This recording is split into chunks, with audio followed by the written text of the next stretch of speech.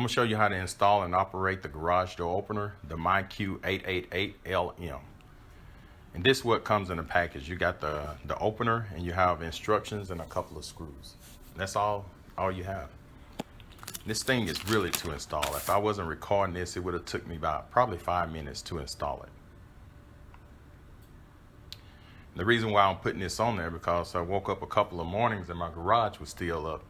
I also got a call from the police department a couple of times about 2 o'clock in the morning letting us know that our garage was still up. So with this, it automatically go down after a certain amount of time. So first you want to disconnect your power. You want to disconnect your AC power and also your backup battery. You can see I'm going to unplug my AC power. My backup battery is in this case, so I'm going to take it off and I'm going to disconnect my negative and my positive. And make sure you do this step, because some people probably forget about the backup battery. And the backup battery is for in case you lose power during storms or anything, your garage door will still operate, but it'll operate slowly. Like I said, I'm going to disconnect your negative and your positive. So now you're ready to do the installation. First, you want to get a screwdriver. Just put it here in the corner and turn it a little bit. Then put it on the other corner and turn it, and it'll pop right out. Then you want to take this screw out. And I always use, once I take it out, I use this same screw to install the new part. Once you take that off, disconnect your red and white. And once you get your new controller, you want to put the red to the red and the white to the white. And that's it, really it. So on the new controller, put the red to the red and the white to the white.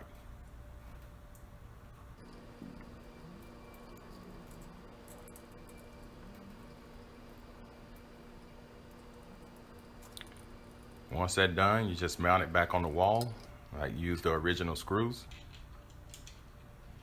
and line it up and just mount it back there on the wall.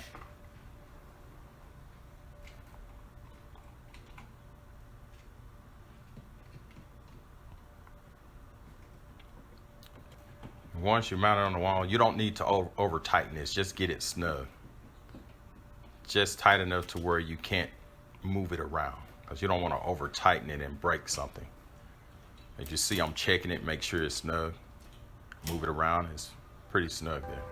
So now you want to turn your power back on. Once you turn the power on, you notice that it'll start blink. It'll blink for about probably 2 minutes, then it'll turn to a solid light. So you see I hit it, and it went down.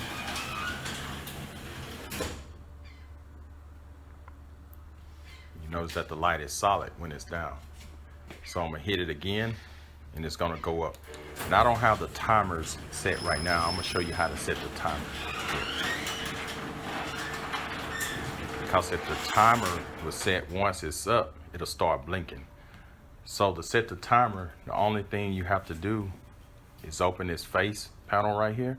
You hit the on button for about 2 to 3 seconds. Hold it for about 2 seconds, and it'll light up the 1. Then you have the 2 and the 3. Those are different times. The 1 is 1.5 minutes. So after 1.5 minutes, this thing will go down. So I'm gonna speed it up a little bit. I'm not gonna have you sitting here a whole minute waiting on this thing. And you're gonna notice here, you're gonna hear a beep here in a few seconds.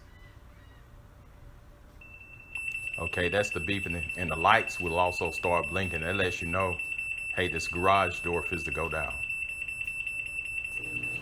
As you can hear the garage door going down now, the light has stayed solid. Once it's down, it'll stop beeping and your lights will be solid. So we're gonna let it back up. One thing you got to do is just push the button and let it up.